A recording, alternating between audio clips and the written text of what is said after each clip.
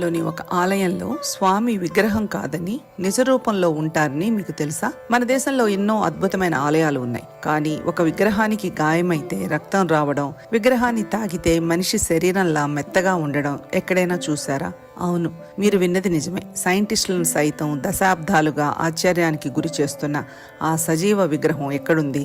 ఆ రహస్యాలేమిటో ఇప్పుడు ఈ వీడియోలో వివరంగా చూద్దాం. తెలంగాణ ములుగు జిల్లా మంగపేట మండలంలోని దట్టమైన అడవుల మధ్య సుమారు 4000 ఏళ్ల చరిత్ర కలిగిన హేమాచల పర్వతంపై వెలిసిన మల్లూరు లక్ష్మీ నరసింహస్వామి క్షేత్రం కొండపై చాలా ఎత్తులో ప్రకృతి ఒడిలో ఉంటుంది. ఇక్కడ స్వామివారు స్వయంభూగా వెలిసారని భక్తుల నమ్మకం.